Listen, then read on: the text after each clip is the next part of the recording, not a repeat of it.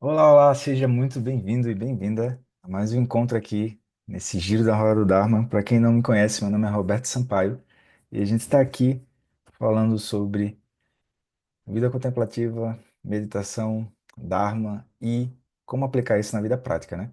Então, vamos direto ao ponto, tá? Que é, a pergunta é, eu sou distraído ou distraída? A meditação shamatha serve para mim? Hum. Então, o que é que eu vou ver? Eu venho em primeiro lugar que é assim, se eu pergunto que eu sou distraído ou distraída e pergunto se uma meditação serve para mim, significa que eu já estou com alguma ideia pré-concebida sobre para que é que a meditação serve e para que é que a meditação não serve, beleza? A partir daí, o que é que a gente tem que entender? A gente tem que entender que a distração em si, ela não é um obstáculo para você meditar. Por quê? Porque se você está me dizendo que você está distraído ou distraída, você agora tem uma percepção de que tem algo que se mantém presente e que não está distraído. Caso contrário, você não estaria me dizendo exatamente isso que você está me dizendo agora, que é, olha, eu sou uma pessoa distraída. Então, como que eu faço para poder praticar, né? E agora a gente tem essa outra fala que é uma meditação que é chamada meditação shamatha. Então, não sei se tu sabe, mas a meditação em si, a palavra meditação,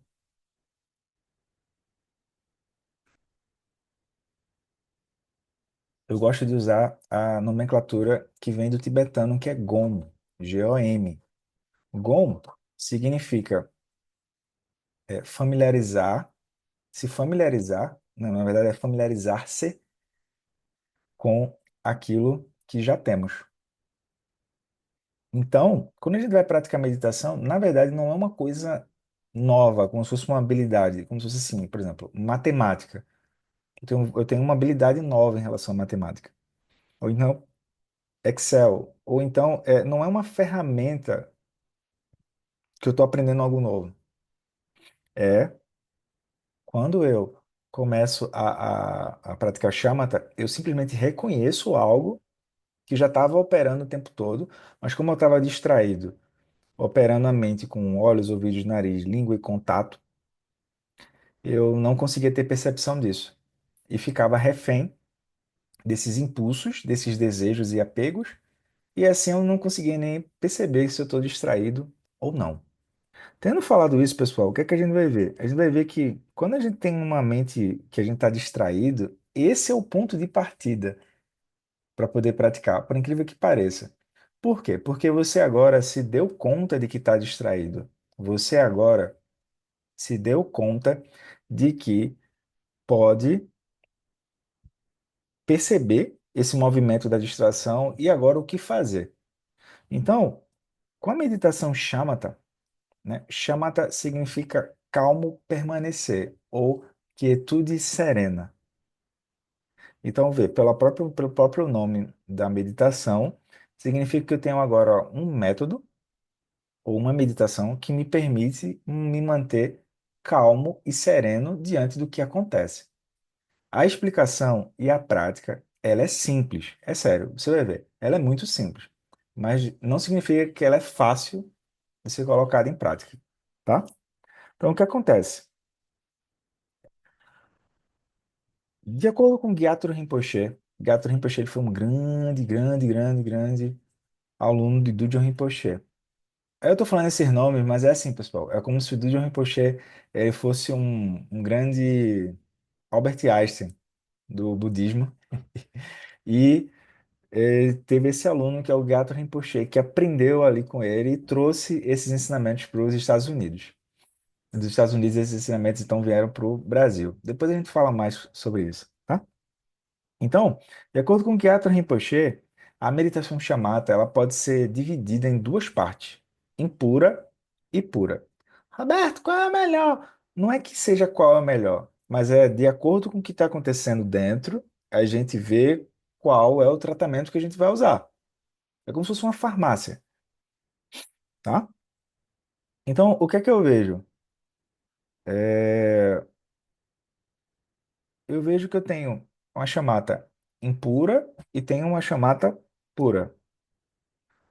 Por que que elas têm esses nomes? Porque tem. O que que a gente vai tentar localizar? É que é o seguinte, ó.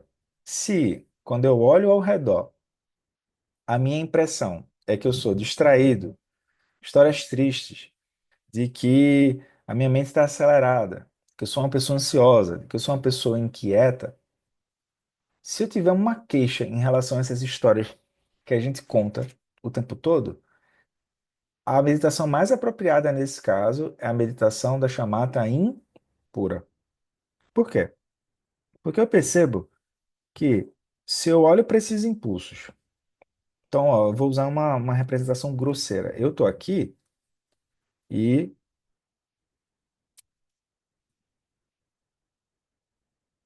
um minuto.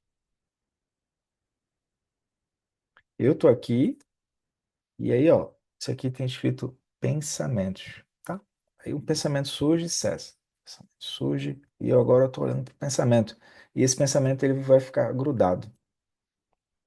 Aí, ó, se eu estou olhando para esse pensamento e ele está grudado, então significa que eu não tenho ainda uma liberdade em reconhecer como que o ruído interno ele acontece. Porque é mais ou menos assim, pessoal, com uma música. Por exemplo, eu sou fã do Metallica. Então, minha esposa não gosta do Metallica. Ela acha que é muito ruído. Minha esposa gosta mais de MPB, Gilberto Gil, Caetano Veloso e tal. E eu lá, Metallica, né? Give me food, give me fire, give me damn Charizard. E pá, aquilo, ela dá uma olhada assim, aquilo pra ela é um ruído. Só que o que acontece? A música pela música, ela é uma música, pessoal. Ela tem campo harmônico, tal, etc. Mas assim, como você se relaciona com aquilo tem mais a dizer sobre você do que a música em si. Aí, o que acontece? Voltando à questão, se eu começar a olhar mais de perto e mais de perto, ver, eu antes nem me dava conta de que tinha uma coisa aqui funcionando, que eram os pensamentos e emoções. Tá aqui, ó, tá funcionando, mas eu não estava me dando conta, porque eu estou distraído, disperso. Aí o que é que vai ter?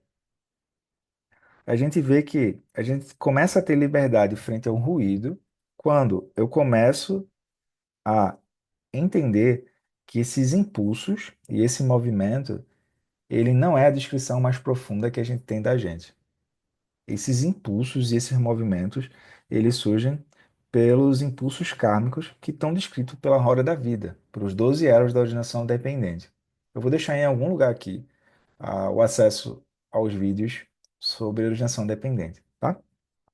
Então eu pego esses impulsos, esses pensamentos, essas emoções e digo, isso sou eu.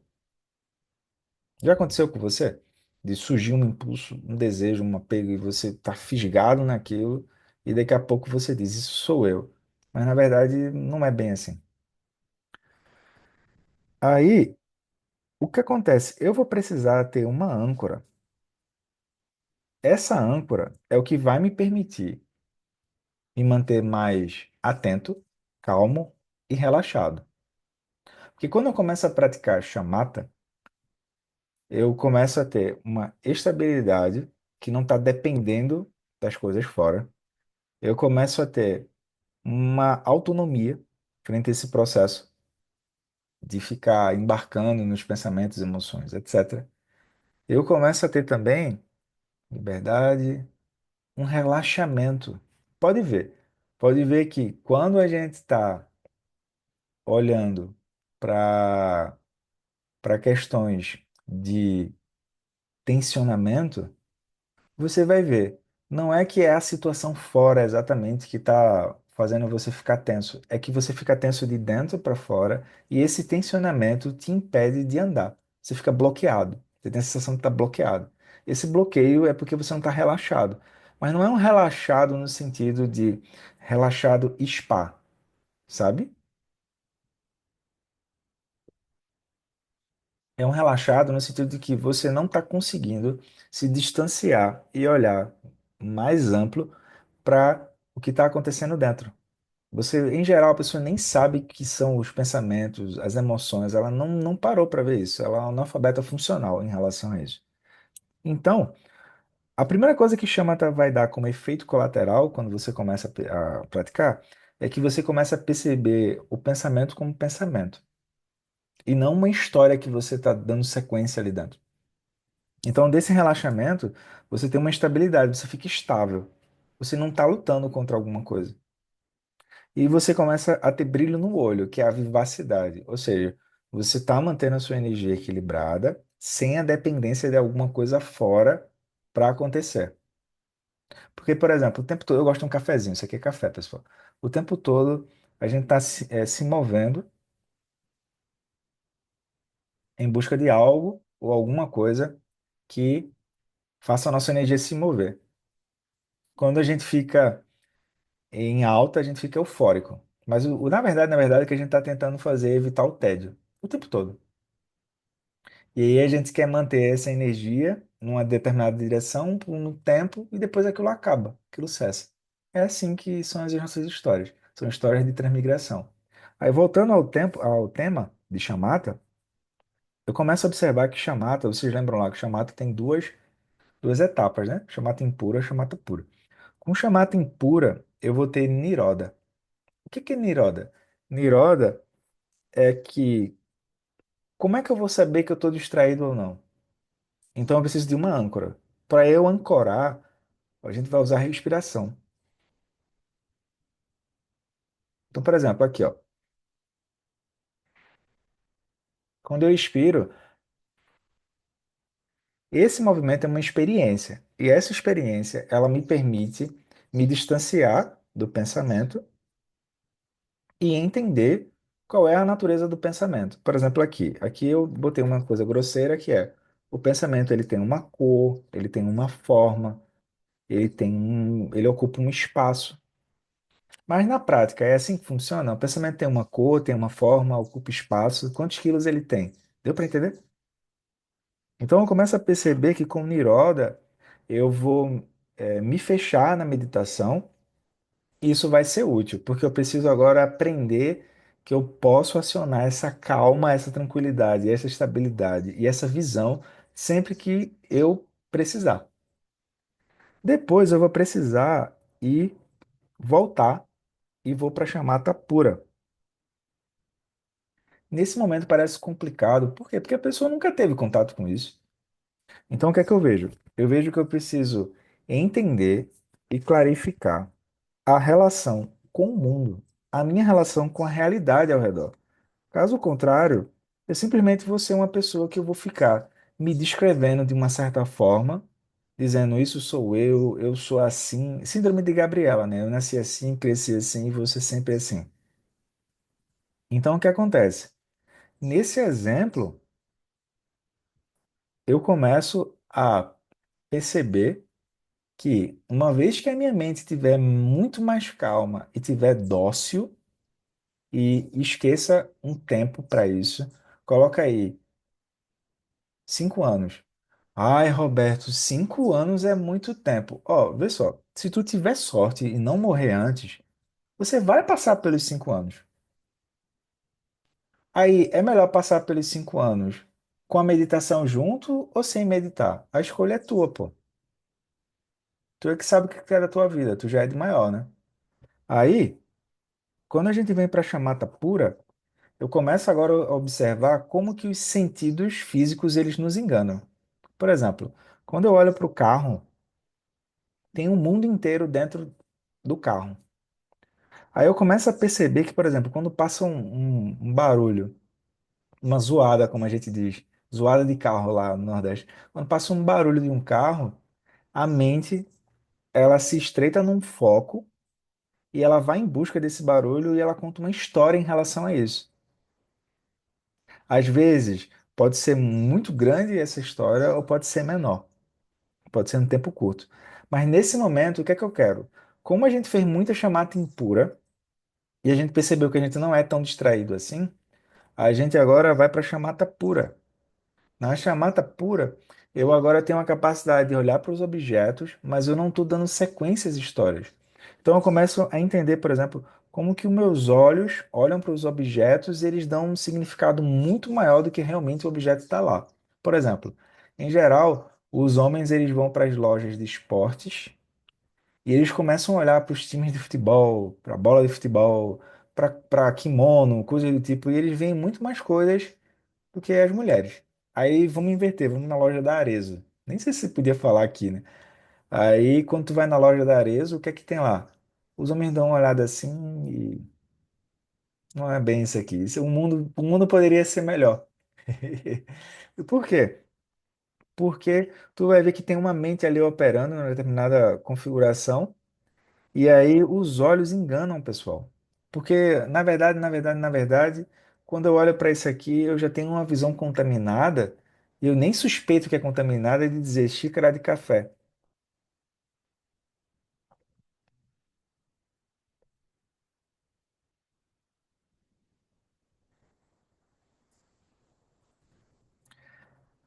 Eu nem vejo que isso aqui é cerâmica. Eu não vejo. Eu simplesmente me movo achando que o mundo é assim mesmo. Então eu não percebo como é que a minha mente, ela se engana e a partir daí ela gera apego à aversão e depois eu sofro com isso. Então, por exemplo, eu vejo na chamata impura, eu vejo o pensamento como um pensamento. Só isso. Demora para acontecer, mas eu consigo ver isso. Eu não vejo mais as histórias que eu estou contando para mim mesmo, etc, etc. Ou as histórias do que é que os outros vão achar de mim, etc, etc, etc. Eu só vejo pensamento como pensamento. Na chamata pura, eu agora vejo o processo por completo. Eu agora vejo que a natureza dos pensamentos é a transitoriedade. Por exemplo, quando eu falo da água, eu não quero saber o que é que você vai fazer com a água, mas eu queria que você entendesse qual é a natureza da água. Aí você vai ver, ela é sólida, ela é gasosa, como que ela se comporta? Aí tu vai ver lá que tem moléculas de H2O. Tá dando para entender? Tipo, eu não, a gente não quer olhar para as coisas, situações, objetos, pessoas, etc., a partir de uma visão utilitária. A gente quer olhar a coisa como ela é. Então, qual é a natureza do pensamento? Aí eu percebo que assim, a natureza do pensamento é uma flutuação de energia que tem uma transitoriedade e que gera um mundo por completo. Aí eu pego um dos sentidos físicos, que é olhos, ouvidos, nariz, língua ou contato, fico preso àquilo por um tempo e depois eu sigo. E eu, por não entender isso, eu acabo me descrevendo de uma maneira equivocada. Ah, eu sou uma pessoa má, eu sou uma pessoa boa, eu sou uma pessoa distraída, eu sou uma pessoa alegre, eu sou uma pessoa. Tudo isso são descrições, são recortes da realidade. Então eu percebo que com chamata eu aprendo a não engatar. Eu não engato nas histórias, eu não engato no que está acontecendo fora, mas eu estou lúcido, eu não estou indiferente. Esse é o ponto central. Eu não estou indiferente ao que está acontecendo. Eu estou lúcido. Se eu perguntar, e aí, o que é que está acontecendo na meditação? Eu sei descrever o que é que está acontecendo na meditação. Tem um observador atrás, sereno, calmo, que está vendo isso acontecer. Então, por que é que eu estou falando de tudo isso? Porque se a gente ainda tem dúvidas de que chamata serve para pessoas distraídas como nós, vamos parar com essa dúvida. E qual é o próximo passo, Roberto? O próximo passo é começar a praticar. 5 minutos, 10 minutos, 15 minutos. É isso. Tem que começar a praticar. É como mais ou menos, eu desejo ficar mais forte, eu desejo emagrecer. Pois é, você tem que começar, meu filho. Tem que começar, minha filha. Se não começar, não tem como, tá? Então é isso. Eu espero ter ajudado. E eu queria te pedir três favores. Se você chegou até aqui, deixa o teu like para as plataformas entenderem que esse conteúdo é útil. Deixa nos comentários o que é que tu entendeu desse vídeo e também deixa nos comentários qual é o tema que você gostaria de assistir aqui nesse canal para eu ver como que eu posso ajudar, tá? Então, fico por aqui e até a próxima na Hora do Dharma. Tchau, tchau. Tudo de bom, pessoal.